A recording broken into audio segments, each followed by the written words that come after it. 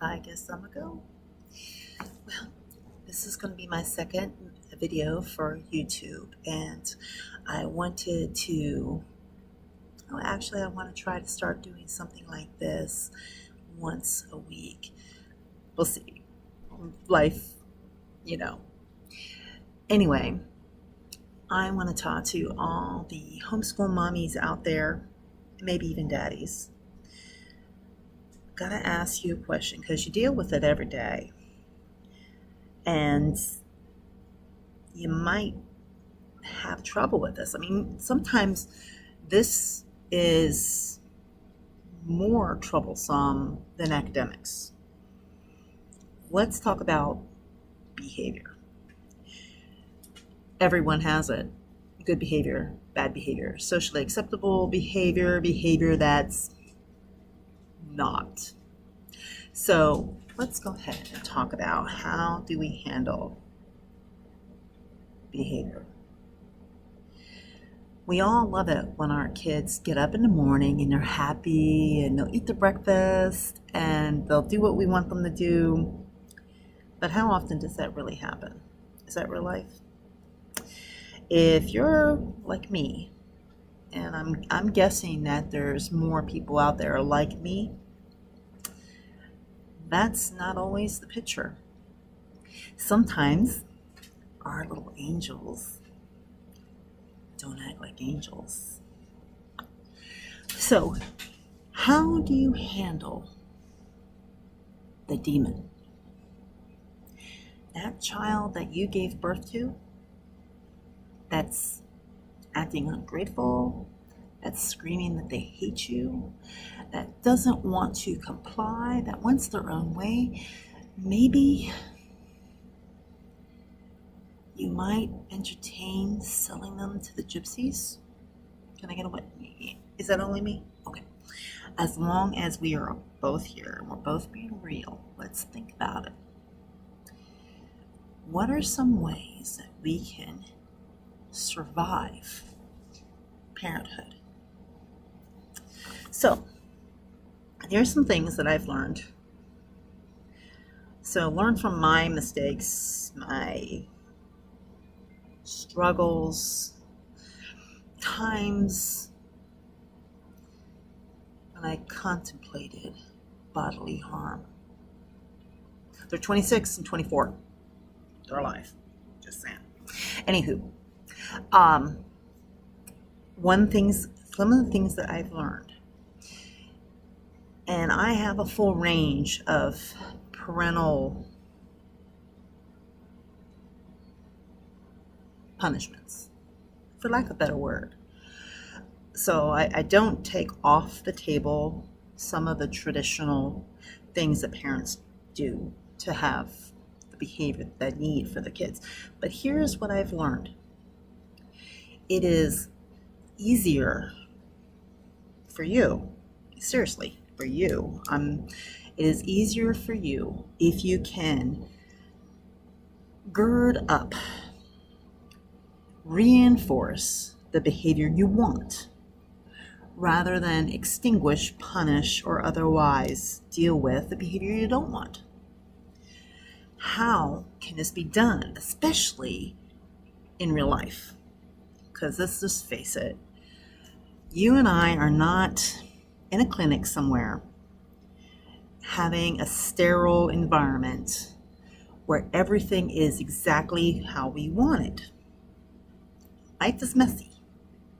So let's try to think about this in a way that would actually work in real life. So let's pick a scenario. Family story. Nicole, my second one. Beautiful little girl, gorgeous blonde hair, and curly cues, knew how to throw the biggest, monstrous, nastiest fit in the middle of the grocery store. And my loving dear husband was deployed. So I was alone with these kids 24/7. Yeah, that was me.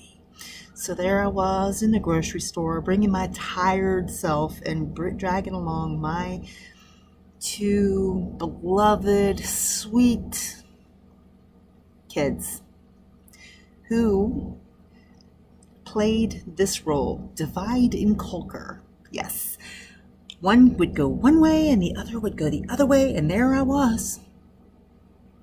I didn't live close to family. We were a military family, so there I was, alone with these two kids. And Cecily liked candy. Nikki liked chips. And when I said no, Nikki, my dear, sweet, beautiful second grader, would throw herself down on the floor in the middle of the grocery store and throw this awesome, fantastic screaming fit, thrashing and throwing and in pain. She was mortally wounded because I said the word no. So what is a tired, beat up, because mentally I was beat up. My husband was in a war zone. Mother to do. And then all the eyes in the grocery store, look at you. Well, I had read Have a New Kid by Friday. And this is what I did. I looked at that child. I saw her throwing her fit. I looked around to see the other people that were looking. Noticed how the grocery store wasn't all that large. There wasn't too many people around. There's some, but not a lot. So what I did was, taking in that the child was about 7-ish, 8, whatever, I walked around her and I left her there to scream.